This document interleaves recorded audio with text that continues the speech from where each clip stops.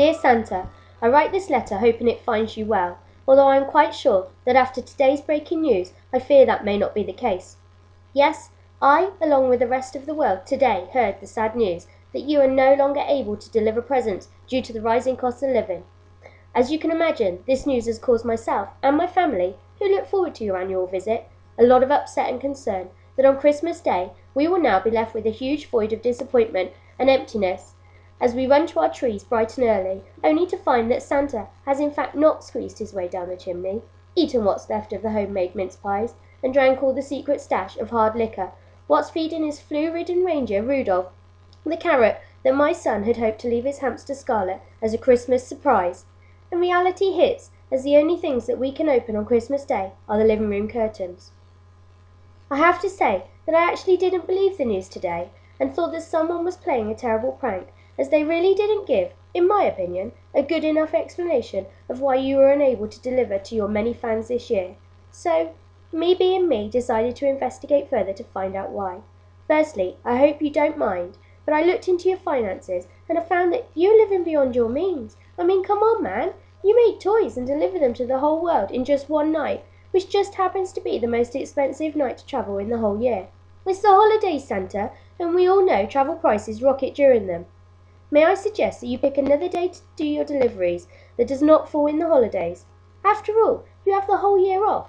Maybe September the 1st would be a good night to do your delivering, and then we could store the presents in our houses until Christmas Day, which would then solve your costly storage rent problems, not to mention it is also one of my family's most expensive months. So a house full of presents wouldn't be unwelcome, although you may need to deliver again before Christmas, lol.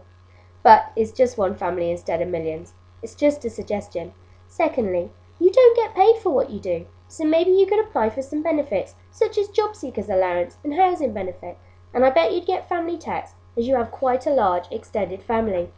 I also suggest you write to the Prime Minister to ask him to bring down the cost of a few things. Come on, Santa, if you can't persuade him, then we're all doomed. You may like to suggest that he brings down the prices of stamps. This would allow you to post a few parcels, cutting down on your carbon footprint, and would also encourage a lot more people to continue to write to you, and may even get his postal votes up.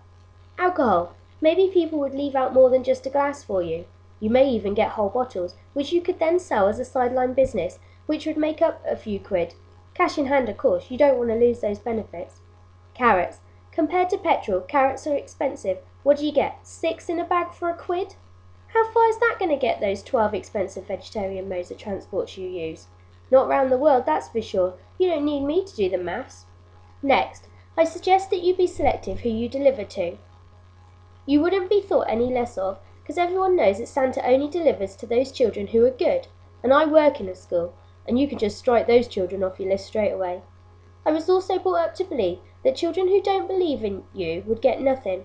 I don't think that's unreasonable.